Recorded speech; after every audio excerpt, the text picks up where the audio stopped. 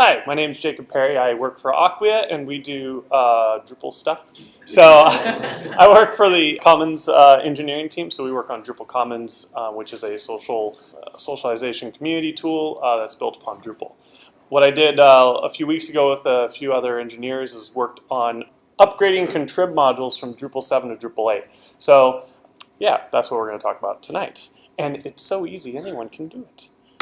All right, so the problem we're trying to solve, how many people here did Drupal 7 stuff? Drupal 6 to Drupal 7 days? Okay, so you might remember that pain. It was quite painful, it took a long time, and one of the big issues to it was that it was very hard for people to upgrade their modules. There was a lot of dependencies that now hopefully will be in core, like views, and so that was one of the big issues. So we're trying to solve that here by making it easier for people to upgrade their modules. So we made this cool module where we take your ye old Drupal 7 code, and then, put in the little robot magic mortifier, and then it turns into spanking new Drupal 8 code. So that's the hope. That's easy. Yeah, yes, exactly. It's supposed to be just that easy. So what does this up here do? What it does is it sniffs patterns based on change notices. I'll show the change notices page, but there it is, drupal.org/list changes, and it'll either fix them, or it'll link to the change notice saying, yeah, we can't do that. So the idea is to get this code changer to make changes to all of this simple stuff. It's like, instead of doing a variable set, we need to do like a Drupal something variable thing. And make all those changes. They're very easy changes. It's the code, I don't remember. It's Drupal 8. So they're very easy one-line changes. There's not really any logic being done. There's no real discretion you have to do. That's what the upgrader is supposed to try to achieve. And then also tell you what things are broken so that you can try to fix the other stuff yourself. What we're using here is something called PHP Code Sniffer. For those who've used NetBeans or Eclipse or PHP Storm, I guess there's even an Emacs thing. I don't think there is, but I'm pretty sure. Yeah, there might be. Anyway, PHP Code Sniffer is a class built in PHP, an external library that sniffs your code and says if you're doing something wrong, like if you do something wrong with code standards, or if you forgot a curly brace, or other things like that. What we've done with the coder module is allow you to actually use PHP Code Sniffer to see your Drupal standards that you've broken at the same time. So there's now a new version of PHP Code Sniffer which actually finds and fixes both your code problems. So first, there's quite a few prerequisites. This stuff is on the module page, but and that's probably fairly small to see. But basically you need PHP 5.3 or above. I'd recommend PHP 5.4. Drupal 8 requires PHP 5.4, so you might as well just use it. It needs pair and it needs composer. And if you're on a Mac, this becomes interesting. If you're using something like MAMP, you need to go look for your PHP variable or PHP executable. You need to figure out where it actually lives. So like in mine, I have here PHP is in user bin PHP, but it's actually a symbolic link to my MAMP directory that has PHP 5.3.27, which actually isn't accurate anymore because now I have PHP 5.4, if that's not confusing enough yet. And then you have to do the same thing with pair. Make sure you have the right version of pair so that when you run drush or when you're running these commands and you get errors, you're like, ooh, I don't know what's wrong. 9 times out of 10, the error is that you're actually executing the wrong file. So, yeah. So once you do that, Composer, for those who haven't done D8 yet, Composer is sort of this PHP, yet another PHP library downloader. And we require Composer to download Symfony for Code Sniffer. Symfony has its own YAML sniffers and YAML writers and all this stuff, and there's no point to really rewrite that. We already have it. So you have to use Composer because you're not allowed to put modules on Drupal.org that contain external third-party libraries. So you have to build them yourself, and then you make a Composer JSON file that allows you to say, okay, I want the YAML parser, and grab that YAML parser. Once you do that, you have to get Coder and our awesome code. So the Coder module, as people have known, although the Coder module itself is not right there yet. The 7.x, 1.x branch is like the main branch. 7.x.2.x is the one that is starting to be converted to be used with Drupal 8. And then there's even an 8.x.1.x that works with the newest version of Code Sniffer. And then our module, which does the actual awesome upgrader. And then once you download the Drupal module upgrader, you have to run Composer so you get Symfony. All that Symfony stuff is all about getting off the Drupal island, as we all like to think. So instead of using grammar parser, how many people tried to upgrade Drupal 7 to 6 to 7 modules with grammar parser? Anyone? Okay. Remember how grammar parser worked? It was a great little piece of crap. Anyway, yeah. So we sort of wrote our own little things, our own little hacky libraries, and so other libraries, PHP developers were also making the same thing, and so the idea was, hey, we should all get together and make a system to be able to do that. This is all in that effort to try to use libraries whenever it's necessary. Then you get to do this fun thing, which is install the PHP Code Sniffer. PHP Code Sniffer is there's a Git repository that you have to get the 2.0 branch from, and then you have to install it with pair, and all these will be on the presentation, so you can view it later, because it probably doesn't make sense right now. But one thing to mention here is that PHPCBF at the bottom, if you do run Code Sniffer, you have to run these flags at the same time. I've created an alias that does it for you. It trips up a lot of people when they just try to run, I just want to run PHPCBF and then my file, and then it says nothing. It really just says nothing. You have no clue what it's doing. After a very long time trying to figure out all the little things that were going on, I think we were actually debugging the PHP file. We found out that you actually need to put the flags in order for it to actually work. So yes, that would be good to do. So let's actually check it out. So what we have here, we have Angie's great pants module. And, this is like the cooked version of pants. Let's discard all of our local changes. And delete. Okay, so pants module 7.x.1.x. It looks like a good old Drupal 7 module with info files, not YAML files, and we have an install file that has all that stuff, and the module has like hook menu and all of our old stuff. A good old, not really, definitely not a Drupal 8 module yet. So we're going to go to our Drupal 8 directory. So I took my Drupal 7 module and I downloaded it to, for this example, into Site's default modules. And so if we go into pants, we see the same thing there. We go git status, and yay, it's clean. We're on 7.x. So this is my Drupal 7 module. So I'm going to run PHPCS and then use my alias, and I'll just do star and hit enter and be like, whoa! It says, ooh, you have all this stuff wrong. You have an error. You need to fix this. You need to fix this. But also it says PHPCBF can fix this marked error automatically. It's like, ooh, what's that about? So this shows you all the errors. And so as this module evolves, because it literally started 4 weeks ago, the idea is all the changelog notices will get put into here. And so when you go look at your code, you're going to have a big long list of all the things that you need to change, how you change it, and the links to where to go. But for the ones that are easier to do, we can do something like this.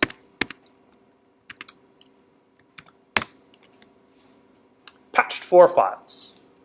We go get status. We have all new files. And when we go here, I'll show you the diff. Now we have this automatically changed our variable sets. Add a new YAML file. Change the module to have a new get. Because there are a whole lot here. I'll show you all the things we've changed, but there's only 4 or 5 things we've done. It's changed the paths module. It's changed install. It's added a info file change and our admin.inc. It's also added a block plugin and put it in the right directory. And it's added a config. Because we've seen here a bunch of these variable sets for type, and so in config there's the type. And then the fix me says, well, you're going to need to manually do some of this. So we add some comments as well. So, I forgot to do something real quick. We'll redo this again. So if we're in Drupal 8, when we reload, you can just type in pants, and you'll see, oh, there's no pants module because it doesn't have a YAML file yet. But when we run the code sniffer, it indeed will pop up. And there it is. Although it's not supposed to be enabled, but I was really hoping to say an example. Okay, well, you can guess what will happen when I try to uninstall.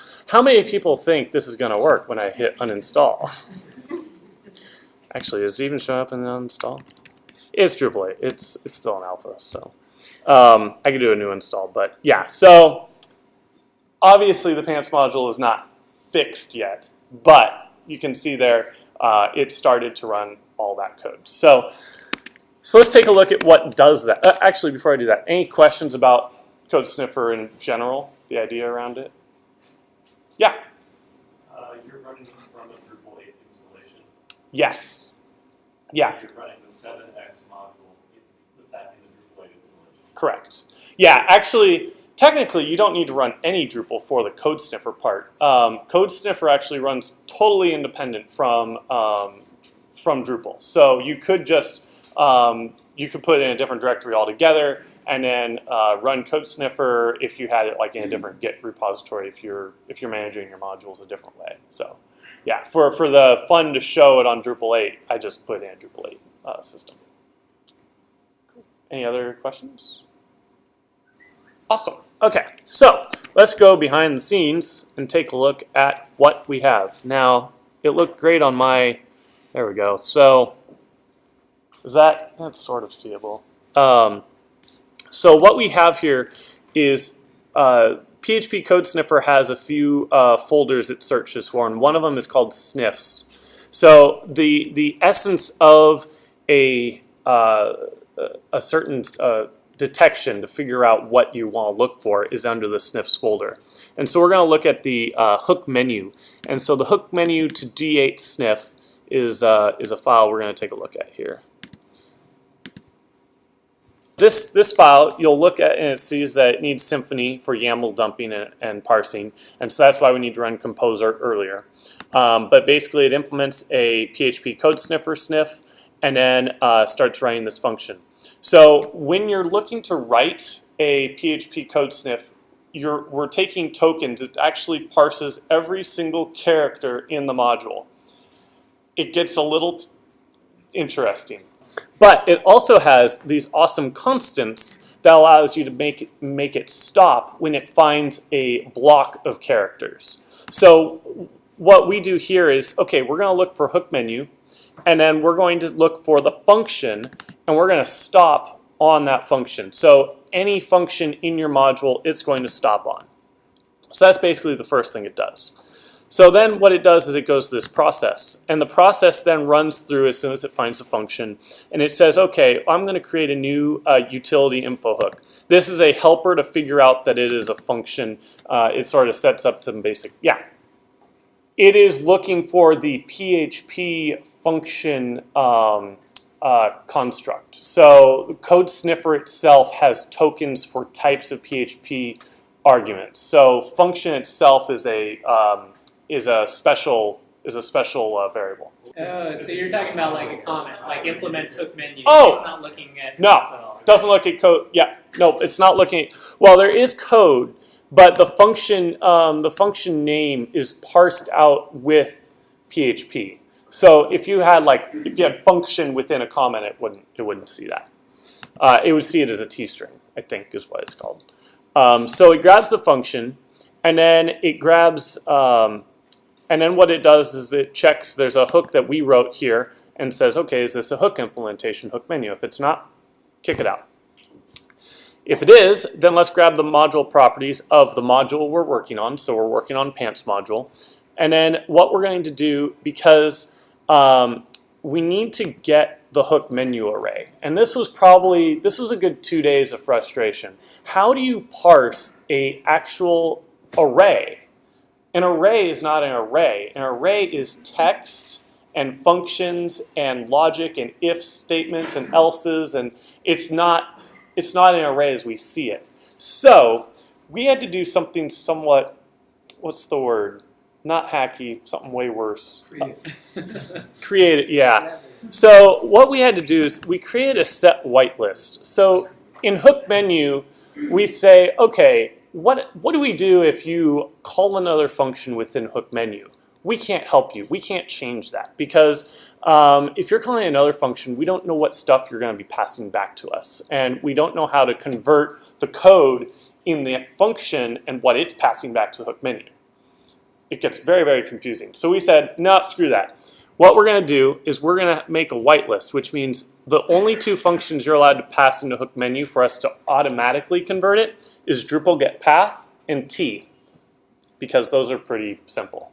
Because we found out really quickly when we ran into t, it was like, oh yeah, t is probably there. So that's what this is what this function says is if you have any other logic besides the two menu get path or t, dump us out, and then we add an error.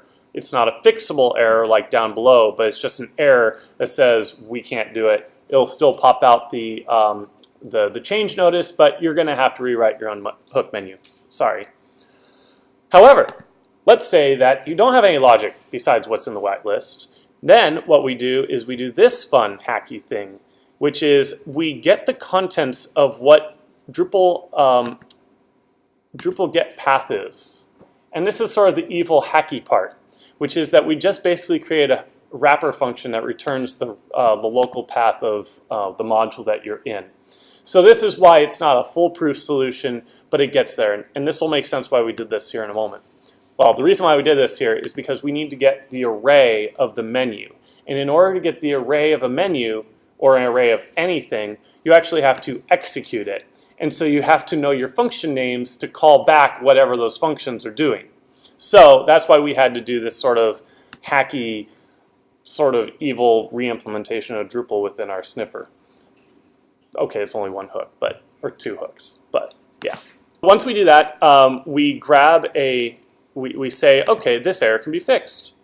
And so what this does is back in our terminal, when it says PHPCBF can fix this violation automatically, that's what we're getting here. An add fixable error basically says, okay, we can actually do something about it. And so if they'll set this to true, and then this PHPCS file fixer enabled flag is actually what happens when PHPCBF is ran. So when PHPCS is ran, CS just sniffs your code. CBF is the code something fixer, which actually pushes a patch file out. And so this code down below only runs when PHPCBF is running because PHPCBF enables this fixer enabled flag. Good? Okay. So once we do that, we grab our menu, which is basically executing an array. It basically takes the whole chunk of text you have and says PHP execute, and then we execute it into an actual working array. And then we make it into a YAML file, and then we write it to a YAML file. And then we do the same thing for our local tasks, and we write that to a YAML file. And that's basically how hook menu gets automatically transferred from one thing to another thing. Any questions about that? Have I totally, yeah, right.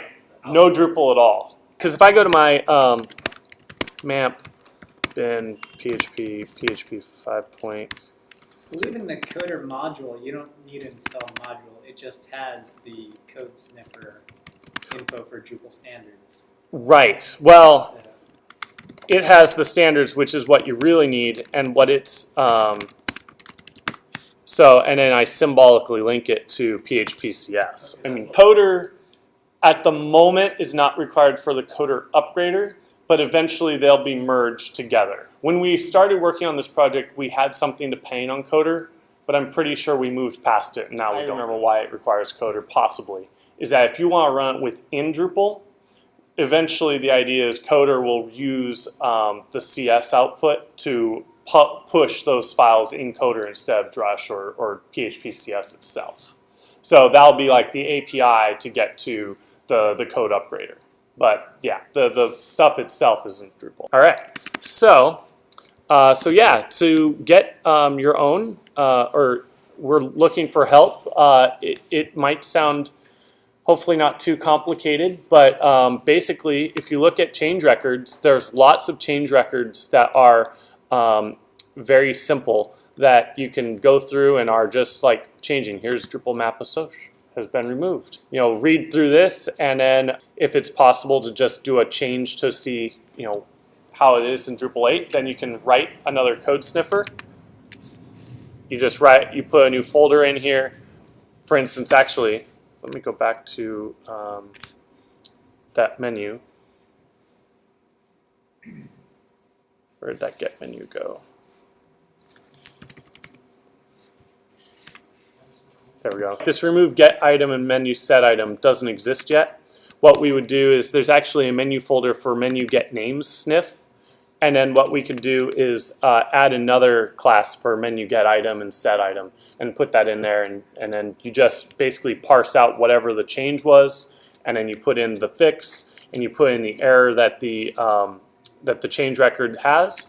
And if it's fixable, you put the fix in, and we now have another one. So hook menu is pretty difficult, but there's a bunch that are like super easy to do too. And I'm hoping that we can get more more publicity for the code sniffer and get people actually working on this so that people can upgrade their Drupal 7 modules. I think it's great. Upgrading modules helps teach people how the next version of Drupal works as well. So if you're really interested in learning what Drupal 8's about, definitely going through the upgrader process will help you understand what Drupal 8's about. Any other questions? Oh, so say you have like CTools was written. Right, so CTools had a Drupal 8 module, and it made change notices. It wasn't a direct port, but it actually had changes. Yeah, that'd be interesting. The architecture right now would still require you to put it, they're not per module. It's like it's one library, how PHP Code Sniffer works. I would hope, though, that if people made changes, you could still upload them as patches to work for them. But you couldn't put the Code Sniffer code itself, I don't think, in the module yet. That'd be an interesting feature request. All right. Well, that's thank you. And if there's any other questions about that, that's how we're hopefully upgrading Drupal 6 to Drupal 7 or 7. Oh wow, Drupal 7. I'll edit that later. Thank you for looking at Drupal 7 to Drupal 8 modules. So, yep.